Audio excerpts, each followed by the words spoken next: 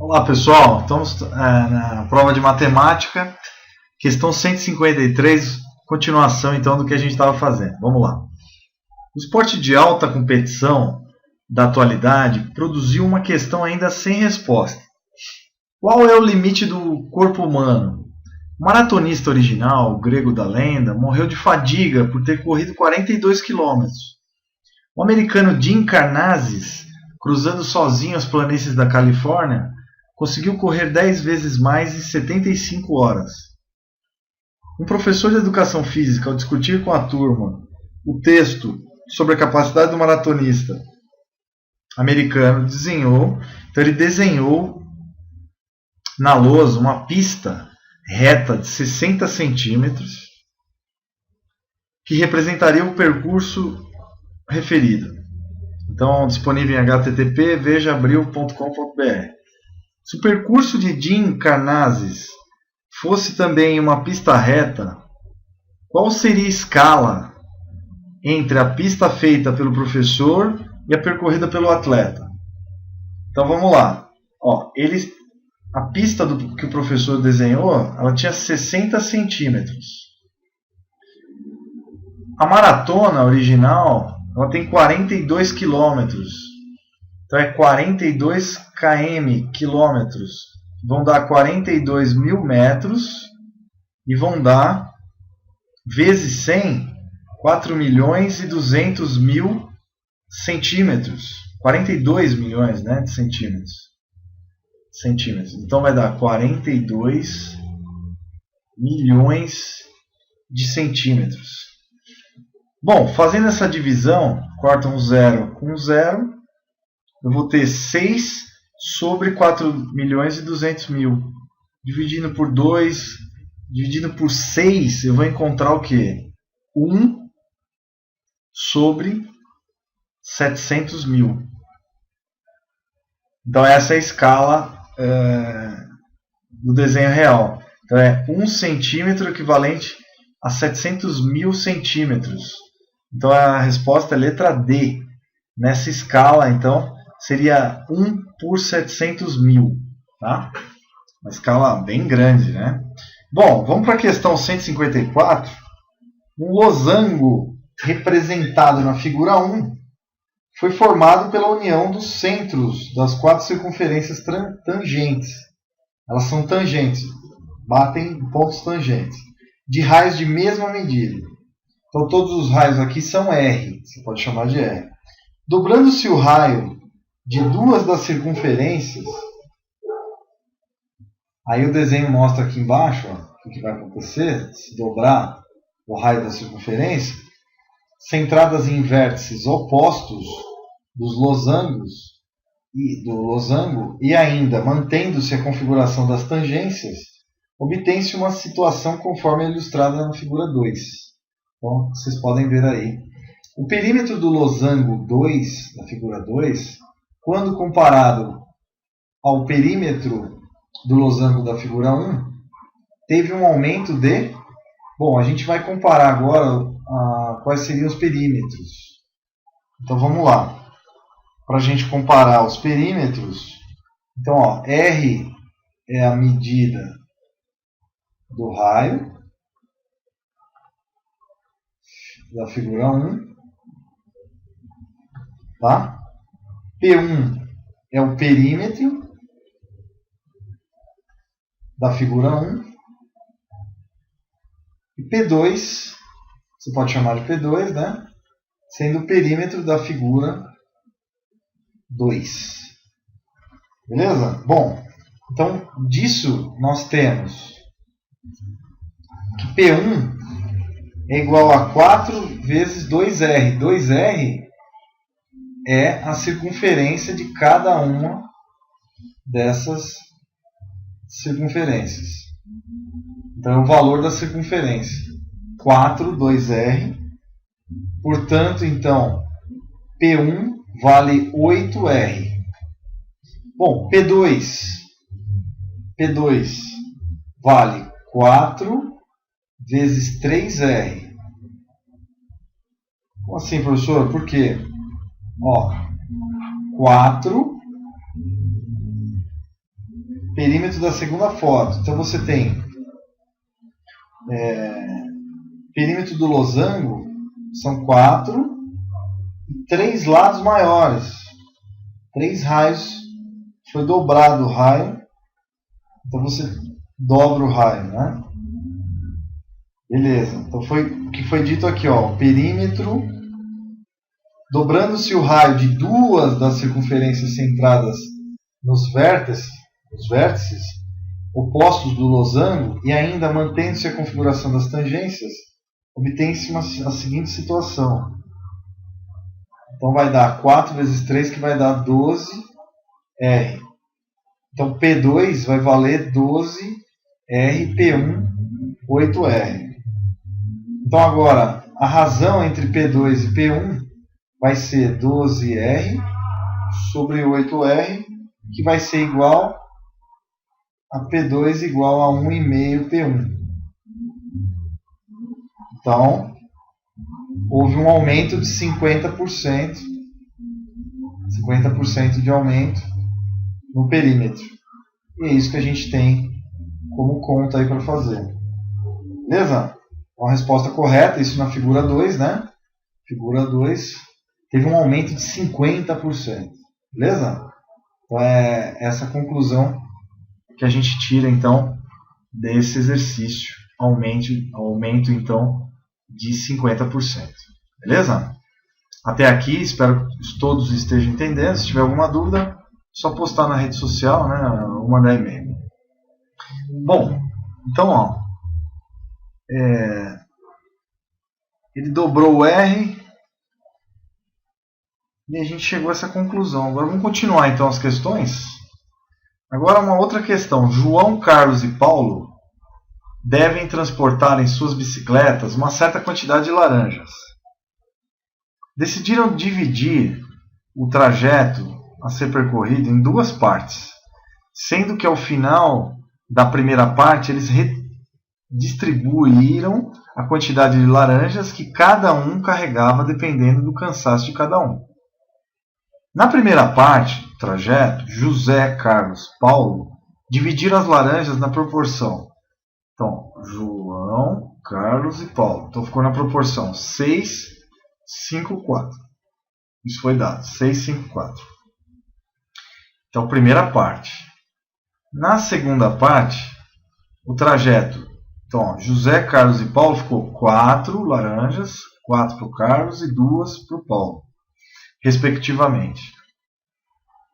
Sabendo-se que um deles levou 50 laranjas a mais no segundo trajeto, qual a quantidade de laranjas que José, Carlos e Paulo, nessa ordem, transportaram na segunda parte do trajeto? Então, eles estão querendo saber exatamente na segunda parte. Então, vamos lá, né?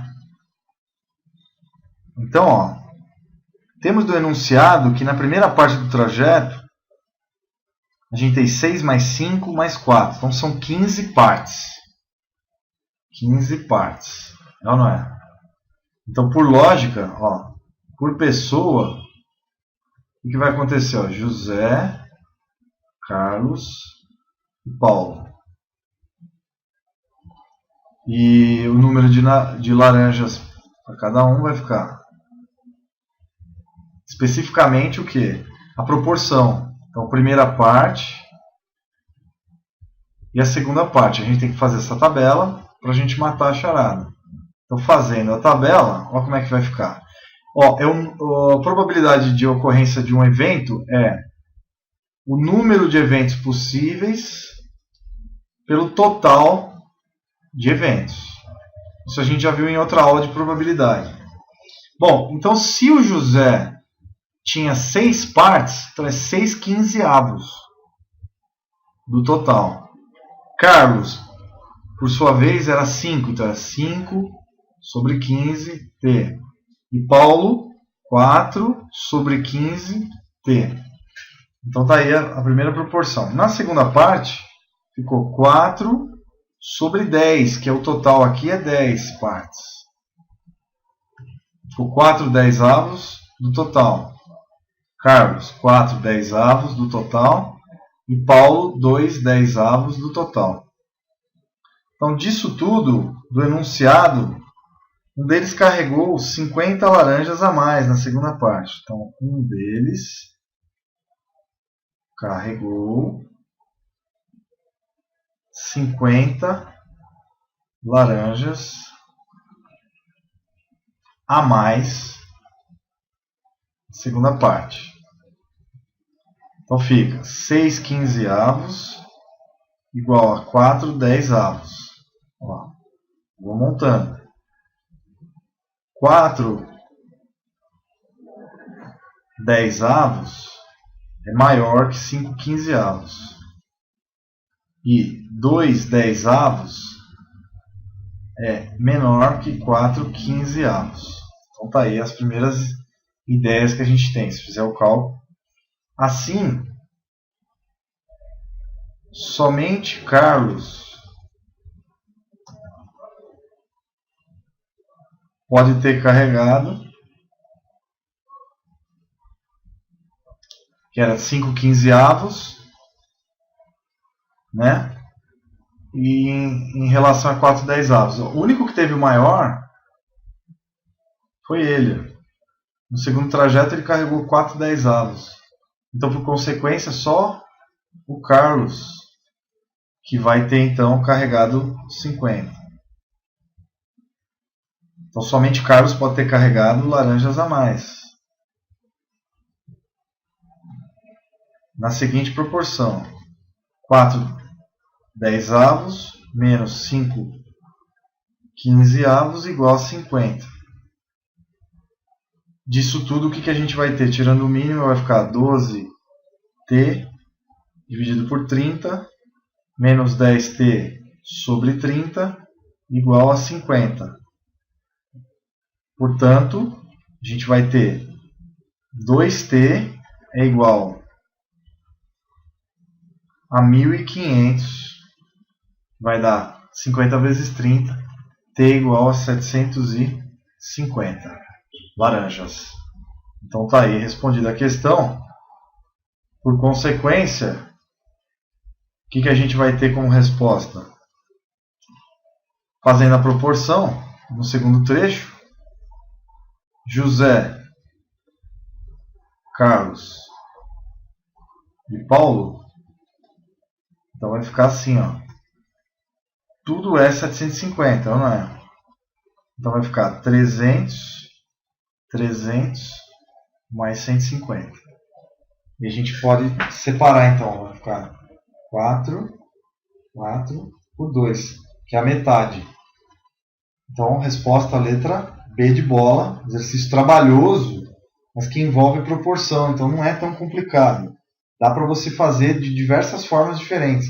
Mesmo essa forma que eu fiz agora, você pode fazer da forma que você preferir, usando a lógica que a gente mostrou agora, tá?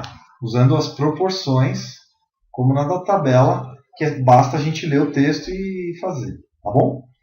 Agora, continuando, questão 156. Em um blog de variedades, músicas, mantras e informações diversas, foram postados contos de Halloween. Após a leitura, os visitantes poderiam opinar, assinalando suas relações em divertido, assustador ou chato. Ao final de uma semana, o blog registrou que 500 visitantes distintos acessaram essa postagem. O gráfico a seguir apresenta o resultado da enquete. Então, ficou 50% divertido dos contos de Halloween, opinando os visitantes, assustador 15%, chato 12% e não opinaram 21%. O administrador do blog irá sortear, olha aí, o administrador do blog irá sortear um livro entre os visitantes que opinaram na postagem Contos de Halloween. Sabendo que nenhum visitante votou mais de uma vez, a probabilidade de uma pessoa escolhida ao acaso entre as que opinaram ter assinalado que o conto Contos de Halloween é chato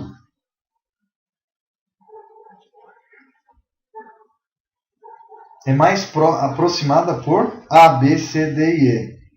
Então, ó, as pessoas que opinaram representam, então vamos lá, respectivamente. Então, ó, 52% divertido, 15% assustador e 12% é chato, né?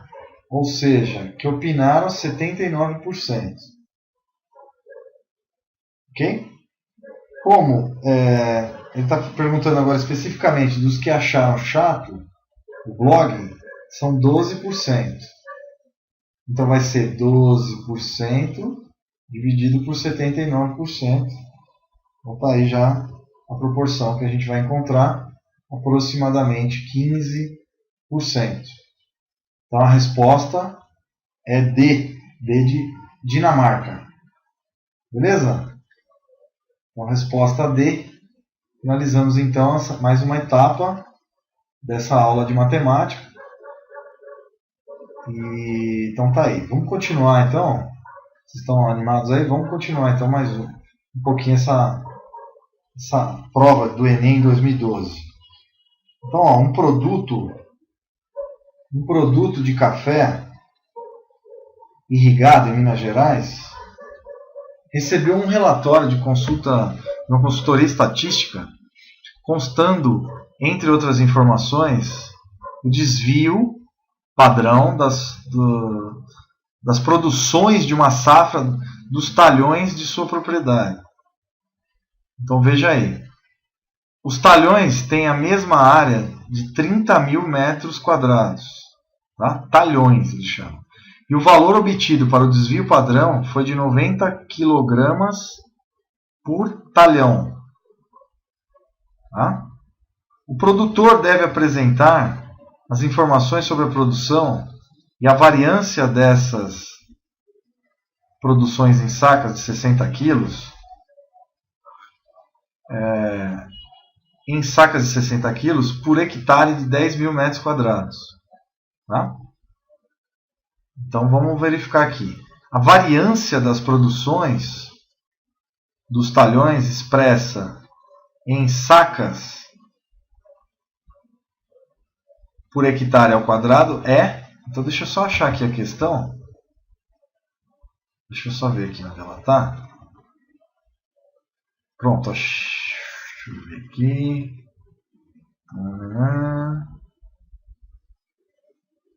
Deixa eu achar. Tá difícil achar essa questãozinha. Vamos ver aqui. Isso. Pronto.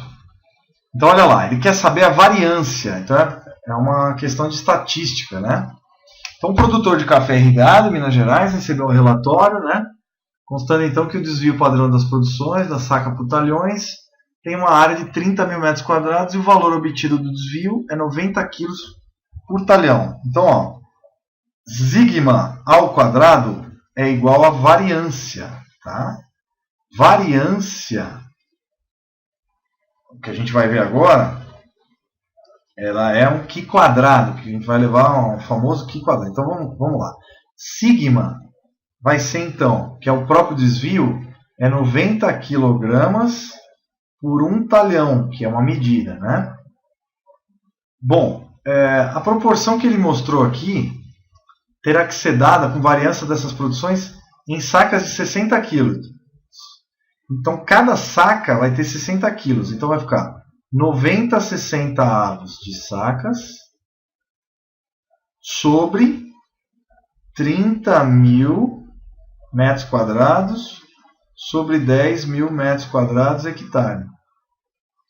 Então a proporção que vai dar, se você fizer os cálculos todos, nós vamos encontrar, corta zero aqui, vai ficar 9 por 6, 3 por 1. Fazendo todas as contas, a gente vai encontrar o valor de 0,5 saca hectare, uma proporção. Tá? Então vai dar 1,5, 3 dividido, né, por 1,5, então vai dar aí.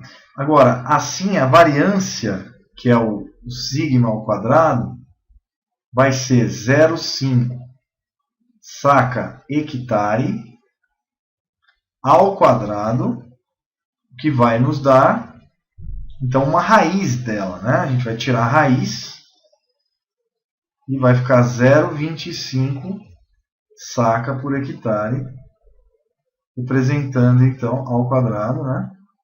Representando então a resposta, a letra E. Letra E de elefante, tá bom? De Etiópia. Então a questão 157, a gente viu então uma variância, que é um número estatístico. Então quer dizer o quê? Que a variância das produções dos talhões foi expressada então em sacas por hectare, que seria o grau de variação que a gente tem numérica entre as sacas e os hectares. Essa variação deu 1/4, 0,25. Continuando. O designer português Miguel Neiva criou um sistema de símbolos que permite que pessoas daltônicas identifiquem cores. Olha que interessante. O sistema consiste na utilização de símbolos que identificam as cores primárias azul, amarelo e vermelho. Além disso, a justaposição de 2 desses símbolos, que permite identificar cores secundárias, como o verde, que é o amarelo combinado com o azul, o preto e o branco são identificados por pequenos quadrados. O que simboliza o preto é cheio, enquanto o que simboliza o branco é o vazio. Os símbolos que representam preto e branco também podem estar associados aos símbolos que identificam cores, significando se essas são claras ou escuras. Folha de São Paulo, 2012, 18 de fevereiro. De acordo com o texto, quantas cores podem ser representadas pelo sistema proposto? Então vamos lá, ó. Questão 158. Vou apagar aqui em cima, para não interferir na nossa análise. Então, letra E. Vamos lá. Então a gente vai começar agora a fazer o cálculo. Vamos lá então. Ó, na questão então 158, o que você tem? Você tem 3 cores primárias. Eu vou anotar aqui, ó, 3 cores primárias. Ok? Muito bem. Dessas 3 cores primárias, existe uma justaposição de 2 das 3 cores primárias. Então, justaposição de 2 cores. Então, vai ficar um arranjo de 3,2. Tá? Para cada uma das cores mencionadas, há 3 tonalidades. Clara com branco. Para cada uma das cores, temos 3 tonalidades. Então, clara com branco. Temos escuro com preto. E temos normal, sem preto e nem branco. Beleza? Então vamos revisar aqui e vamos fazer essa questão. Beleza. Então, ó. Então assim, ó. Assim, o que eu vou ter? Assim, o total de cores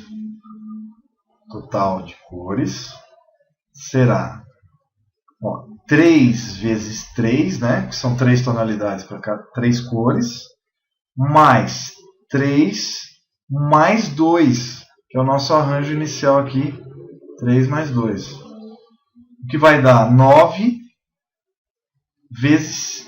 Não, vamos ver aqui. Vai dar 3 vezes 3... é 3 vezes 3 aqui, né? Então, ó, 3 vezes 3 mais 3 vezes 3 mais 2. Porque você tem 3 cores primárias justapostas em 2 cores e 3 tonalidades. Então, 3 cores vão dar 9 possibilidades, 3 tonalidades por cor mais 9 possibilidades. Então, vai ficar 9 mais 9 mais 2, que vai dar 20. Então a resposta correta é a letra C. 20 cores podem ser representadas. Beleza? Continuando, mais uma questão.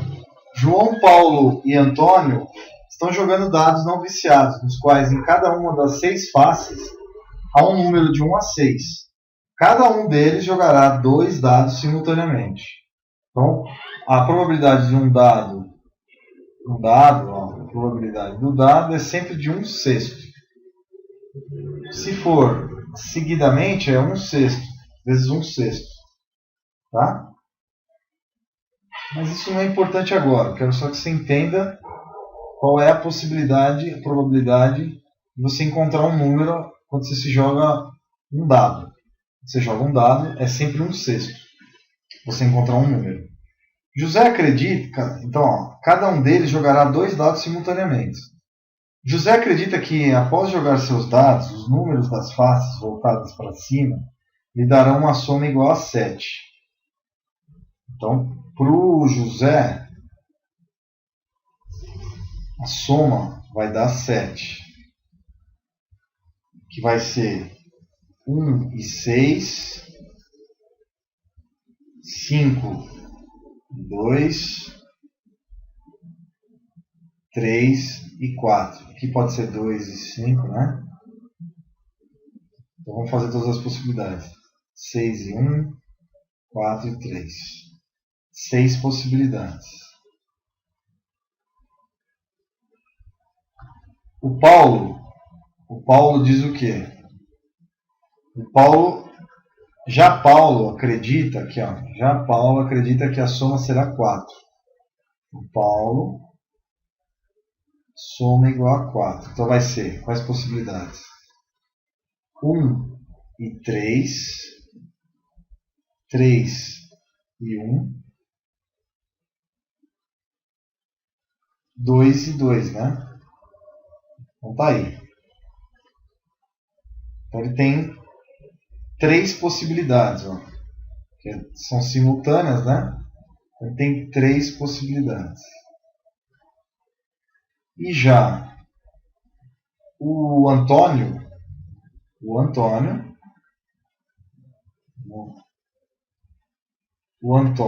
olha lá, acompanha aí, gente. Vai ser a soma. Antônio acredita que sua soma será igual a 8. Então a soma igual a 8. Então quais são as possibilidades? 1 e 7. Não é? 7 e 1. Tudo em par, que são dois dados que ele está jogando. 6 e 1. E 2, né? 2 e 6.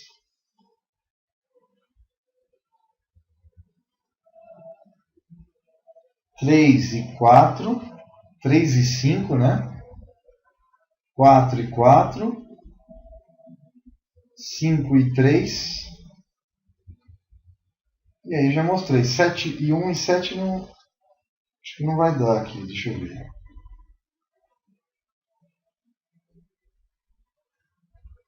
Poderia ser também, né? Mas não foi considerado. Vamos considerar. Então vão ter, contando aqui, ó, 1, 2, 3, 4, 5. Ele teve 5 possibilidades. Então, ó, no primeiro caso, vou ter 6 possibilidades. No segundo, no Paulo, 3. E no do Antônio, vou ter mais 5 possibilidades. Então, vai ficar 5, 3 e 6. 14. Então, vão ser D. José, já que há 6 possibilidades para a sua soma, 5 possibilidades para formar a soma de Antônio e apenas 3 possibilidades para formar a soma de Paulo. Então está aí representada a resposta. Correto, letra D. Exercício trabalhoso, mas não tão difícil. Beleza, vamos continuar então. Agora uma análise do gráfico. Presta atenção. Todo mundo ligadão aí, acorda aí. Não dorme não, hein, gente? Vamos lá. Firme que essa questão ela é trabalhosa, né? Essa prova está bem trabalhosa, né? Vocês vão ter que treinar bastante aritmética e álgebra. Somar, multiplicar, dividir. Que está um pouquinho trabalhoso esse ano aí de 2012, percebi. Mas vamos lá, ó. O gráfico apresenta o comportamento de emprego formal surgido, segundo o CAGED, no período de janeiro de 2010 a outubro de 2010. Brasil, comportamento do emprego formal no período de janeiro a outubro de 2010. Então tá lá. De 0 a 400 mil empregos de janeiro a outubro. E as variações e os valores representados na figura. Com base no gráfico, o valor da parte inteira da mediana, ele quer que o valor da parte inteira da mediana dos empregos formais surgidos no período. Então, mediana, o que a gente faz? A gente põe os valores, tá, centrais e tira uma média deles. Se o número do rol for ímpar. Então, nós temos 1, 2, 3, 4, 5, 6, 7, 8, 9, 10. Bom, 10 a gente vai ter número 5 rodeado de um... O que você vai ter aqui? Você não vai poder pegar um número central aqui no caso, né? Então o que vai acontecer? Eu vou ter que tirar a média dos números centrais. Então quais são os números? Olhando a tabela lá, ó. 181, 209,425, 266.415. Então agora eu vou pôr os números em ordem. Então vou colocar aqui para vocês. Vamos lá. Questãozinha trabalhosa. Então vamos lá, ó. 181.419, 181.796, 204.804, 209.425, 212.952, 246.875, 266.415, 298.041, 299.415 e 305.068. Bom, muito bem. A mediana é a média entre o quinto e o sexto termo. Ó, quantos termos eu tenho? Tenho 1. Vou mostrar aqui. 2, 3, 4, 5, 6, 7, 8, 9, 10. Então a média, então, ó, colocando os valores do rol em ordem crescente, a primeira coisa que você tem que colocar, os valores em ordem crescente. Então o rol, os valores ficam em número crescente. Então eu vou pegar primeiro, segundo, terceiro, quarto, quinto, sexto, sétimo, oitavo, nono e 10º termo. Bom, para eu obter um número mediano, eu vou ter que pegar o quinto e o sexto termo. Então eu vou somá-los. Inicialmente, 212.952 com 246.875 dividido por 2. Então agora eu já tenho uma mediana. Basta agora só saber o resultado. Então vai dar 229.913. Por quê? Esse primeiro valor, se eu somar ele, vamos somar aqui, ó, vou mostrar para vocês a soma. 925, 246, 875. Então vai ficar 7, 12 vai 1, 18 vai 1, 9, 5, 4.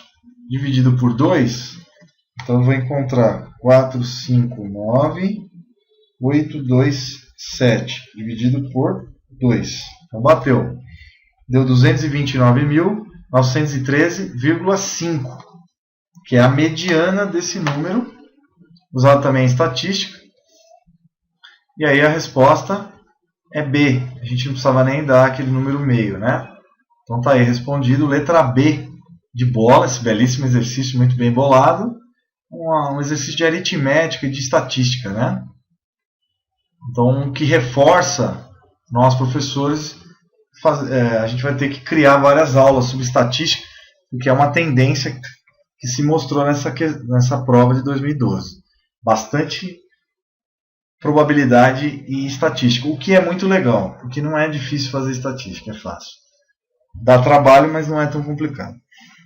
A cerâmica possui a propriedade da contração, que consiste na evaporação da água existente em um conjunto ou bloco cerâmico submetido a uma determinada temperatura elevada, em seu lugar comparecendo espaços vazios que tendem a se aproximar. No lugar antes ocupado pela água, vão ficando lacunas e, consequentemente, o conjunto tende a retrair-se. Considere que no processo de cozimento a cerâmica de argila sofre uma contração em dimensões lineares de 20%. Então, ela vai ter uma contração de 20%. Tá bom? Beleza. Levando em consideração o processo de cozimento e a contração sofrida, o volume de uma travessa de argila de forma cúbica de aresta A diminui para um valor que é... Então vamos lá, o volume é A ao cubo.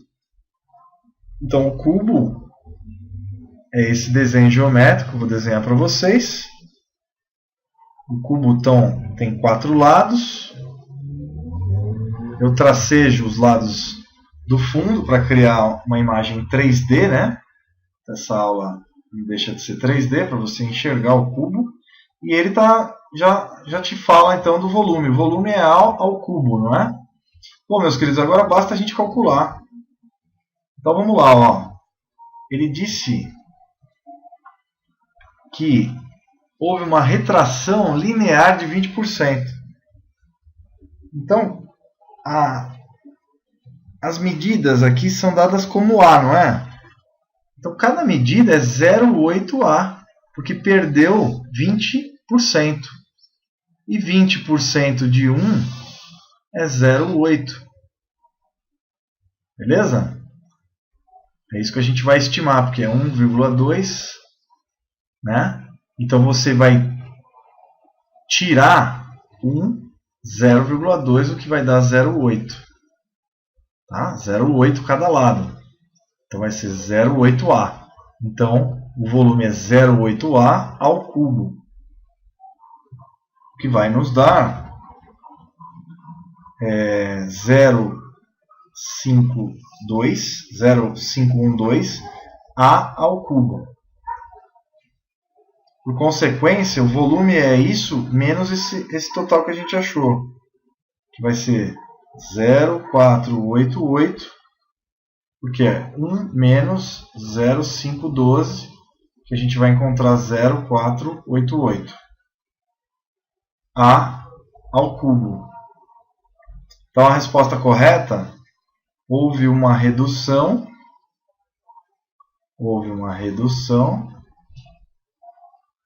de 48,8%. Então essa é a resposta que nós temos então nessa questão, letra C, 48,8%, né? Porque veja, é 20%, mas é ao cubo, né? Então 48,8% menor que V, porque o volume diminuiu de A ao cubo para 0,8A ao cubo. Então a resposta é a letra C. Isso é uma questão de proporção, né? Proporcionalidade. Beleza? Vocês entendem que aqui 1 seria o valor total sem redução, menos a redução. Então a redução, esse aqui é o valor do cubo com a redução de 20%. Então o que reduziu é o restante, 1 menos o 512, que vai dar então esse valor aqui. Na verdade eu teria que mostrar assim, 1 menos 0,1512, então aí vai dar 0,488 vezes 100, então vai dar 48,8%. Bom, indo para a reta final agora da nossa análise, na questão 162, deixa eu só achar aqui a questão.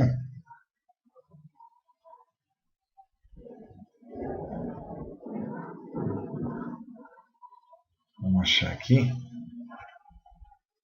Bom, essas questões estão bem elaboradas, né, de maneira geral, que basta você tem que tomar muito cuidado com os números, né, tomar o máximo cuidado, fazer com bastante calma os exercícios e mandar brasa. Vamos lá.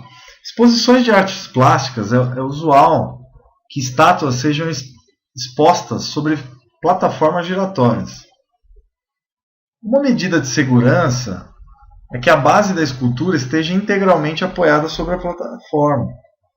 Para que se providencie o equipamento adequado, no caso de uma base quadrada que será fixada sobre uma plataforma circular, o auxiliar técnico do evento deve estimar a medida do R do raio adequado para a plataforma em termos da medida L do lado da base da estátua. Qual a relação entre R e L? O auxiliar técnico deverá apresentar de modo que a exigência da segurança seja cumprida. Então vamos lá, ele quer uma relação RL, raio, lado.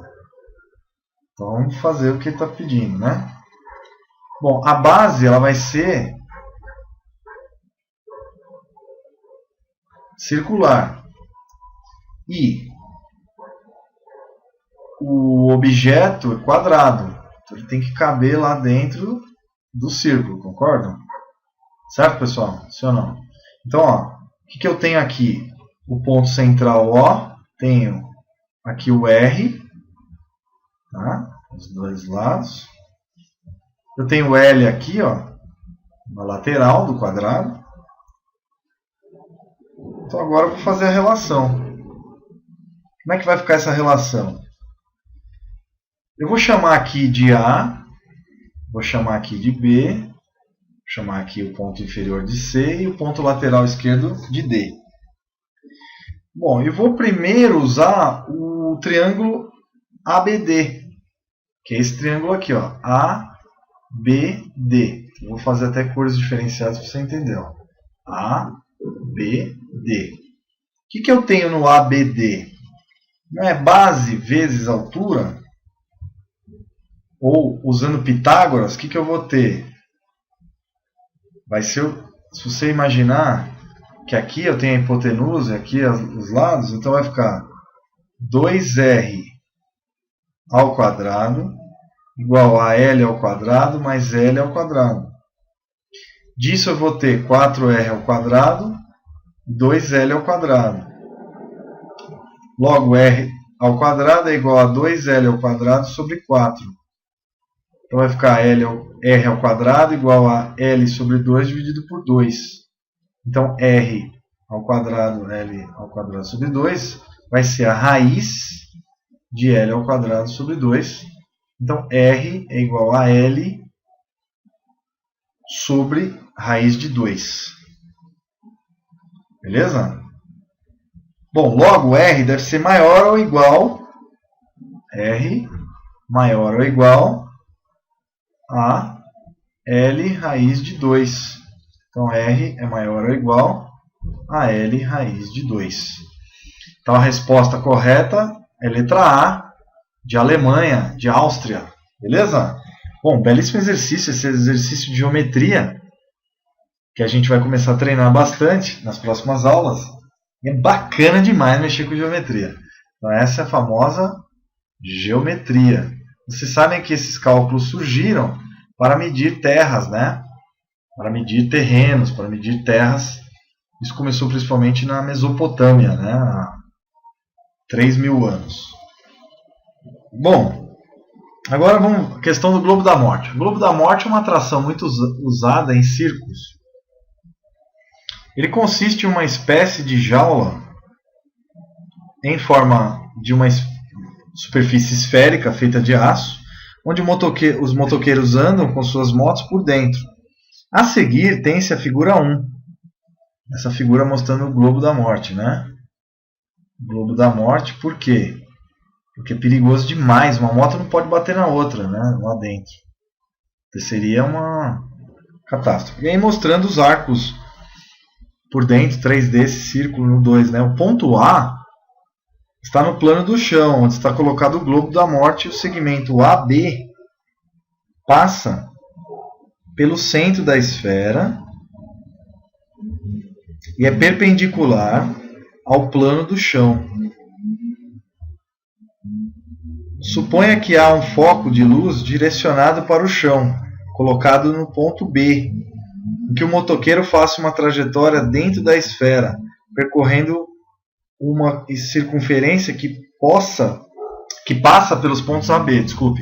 Então, suponha que há um foco de luz direcionado para o chão, colocado no ponto B, em que o motoqueiro faça uma trajeto dentro da esfera, percorrendo a circunferência que passa pelos pontos A e B. A imagem, então vamos lá, ele quer saber a imagem do trajeto feito pelo motoqueiro no plano do chão é melhor representada, então, pelo plano do chão. A imagem ela vai ser como se fosse uma reta. Letra E. Como um plano dessa circunferência que passa pelo ponto A e B. Faz isso. Perpendicular ao chão. A imagem ou projeção do trajeto feito pelo motoqueiro é segmento de reta. Então essa é a imagem projetada, né? Então, se ela é perpendicular, nós temos então letra E, resposta correta então. Vamos continuar. Então quer dizer que passa pelo ponto centro da esfera e é perpendicular ao chão, tá? Suponha que há um foco de luz direcionado para o chão, colocado no ponto B, e que o motoqueiro faça uma trajetória dentro da esfera. Como a luz ela é reta, né? Então você tem aqui o direcionamento da luz nesse plano, né? Então, por isso que letra E vai ser uma reta. E é nesse ponto que você vai ver a moto. Agora, para finalizar essa análise, num projeto da parte elétrica de um edifício residencial a ser construído, consta que as tomadas deverão ser colocadas a 0,20 metros acima do piso, ou seja, 20 centímetros acima do piso, enquanto os interruptores de luz deverão ser colocados a 1,47 metros acima do piso. Então, os interruptores de luz, né, e as tomadas, respectivamente. Um cadeirante, potencial comprador de um apartamento desse edifício, ao ver tais medidas, alerta para o fato que elas não contemplaram suas necessidades. Os referenciais de altura em metros para atividades que não exigem o uso da força são mostrados na figura. Então vai ter 1,35, vai ser o raio do deslocamento do braço da pessoa que tem problema, pessoa que tem então necessidades especiais. 1,20, 0,80 confortável. Acima de 1,80, 80 centímetros e 1 metro, já é desfavorável para essa pessoa. Então, uma proposta substitutiva relativa às alturas de tomadas e interruptores, respectivamente, que atenderá aquele potencial comprador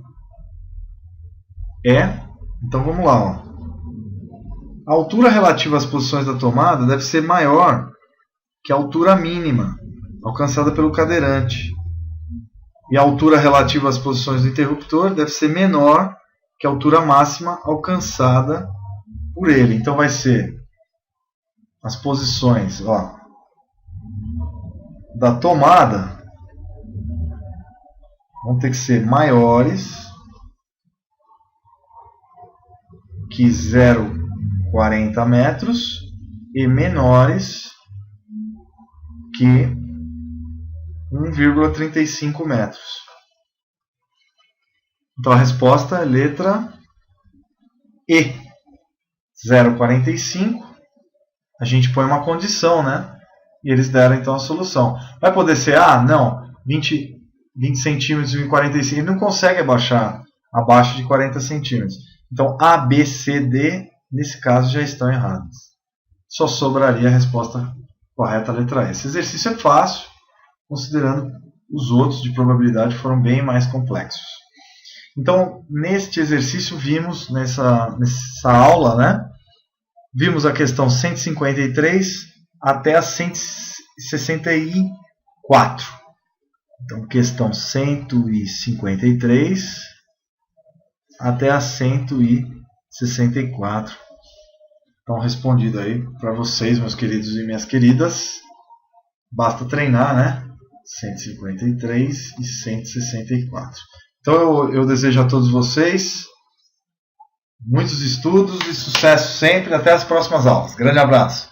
Tchau, tchau. Essa aula foi pedreira, né, gente? Então, basta a gente rever várias vezes a aula. Aí vai se tornando mecânico fazer isso. E sempre ponham a lógica.